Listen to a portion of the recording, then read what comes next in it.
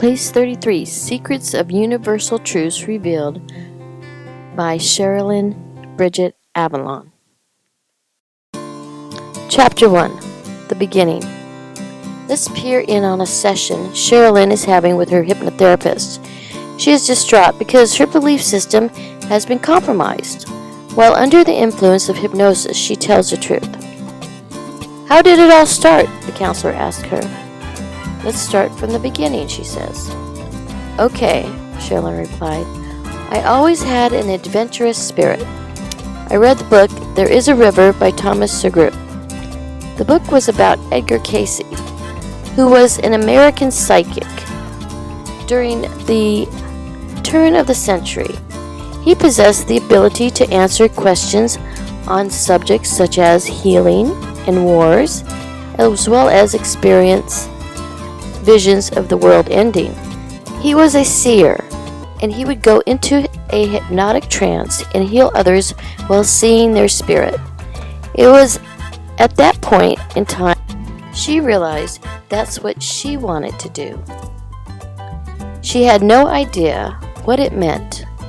After being raised a devout Catholic Christian, it opened her eyes to the possibilities of the other side of the veil.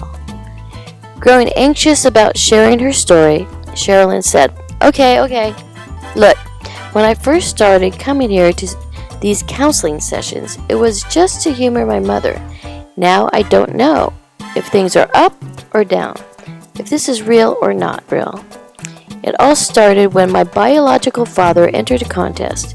An eccentric old man offered to give him a prize of $1 million to the person who could prove the existence of the soul. Dad got an honorable mention in that contest and was chosen as one of the people who had proof of a soul, in a way. His proof came from books.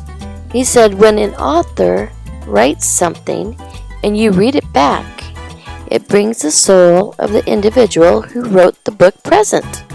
That is, as long as the thought remains alive, then the soul remains alive. The hypnotherapist found that a fascinating way to explain the existence of a soul.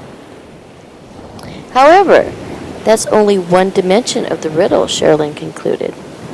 He also believed there was no such thing as an afterlife. Can you imagine? You're just dead and in the darkness for eternity? That's it? Sherilyn wiggled in her seat while relaying this thought because it bothered her so much. Sherilyn's biological father left when she was very young, 2 years old. She didn't have the opportunity to know him till later in life. Mother remarried, and she then had a stepfather around the age of 5. He's a good man, Sherilyn said. He just didn't know how to handle children. He did the best he could at the time, I suppose. He did teach me to be entrepreneurial and always do my best, she states enthusiastically. But her grandfather was always there for her as a child. She and her grandpa were generally close. She loved him so much, then she remembered. He always came to visit us on Wednesdays. He always brought pie and ice cream. Mom would cook a delicious homemade dinner, she recalled, which he always enjoyed because he was divorced and he didn't cook much. She also remembers running outdoors with her 2 brothers, knowing sunrise was about the time when he would show up. So they raced over to Grandpa's car to see who would get there fastest, who would get the ice cream first. When Sherilyn was 15 years old, Grandpa took her on a trip to Lake Tahoe. He liked joking about how his brand new sports car, a 1974 Chevrolet Camaro, was a chick magnet. With a wink, he would chuckle about how she would deter all the women who might be attracted to him in his sporty ride. They stayed with her cousins in their cabin at the lake. Sherilyn was so excited and happy to see them because they had always had so much fun every time they got together. This time was no exception. One night, her and Grandpa visited the lounge at Harvey's. She should have been 21 to get into the lounge, but back then they were more lenient with the rules. She remembers feeling uncomfortable and nervous about sitting in the lounge, even with Grandpa. So they sat way in the back, in a corner booth. Frankie Finale was in his final act when the bartender handed Grandpa a note, which she still has. It read, "Don't bite your fingernails, it's a dead giveaway." She stopped biting her nails and sipped on a soda quietly. Being so embarrassed, nothing was said about it again. She just enjoyed hanging out with him no matter where they went. Country legend Johnny Cash was playing in Lake Tahoe that weekend. She didn't get to see him, but she saw Bob Hope and the comedian Lulu. Sean Connery was there. Grandpa was so pleased he managed to get his autograph. Her cousins saw Elvis and Liberace. It was the best trip ever, a once-in-a-lifetime vacation. Then it was time to turn around and drive home.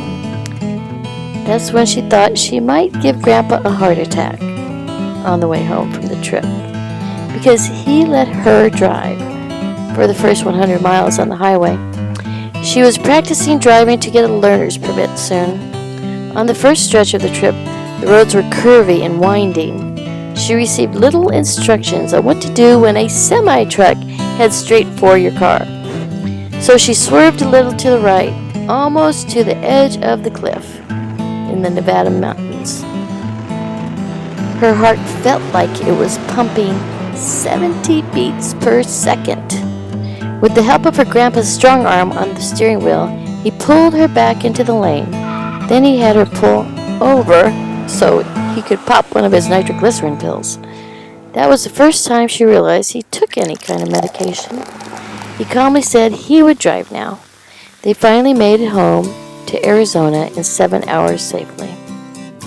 2 years later, Mom, who was pregnant after 16 years of trying, had a scare before finally coming home from the hospital with her new baby boy. Well, what happened was, Sherilyn's little brother, Mike, was born face first.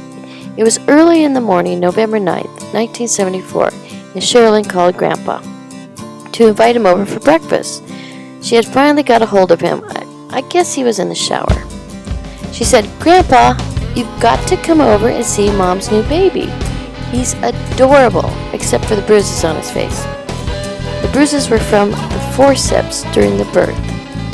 She always said, "Mike just wanted to see where he was going before he got here." A little family humor. She was playing pool with her brother Walt. An hour passed by, then 2 hours, and finally 3 hours passed. Grandpa never missed a chance to come over.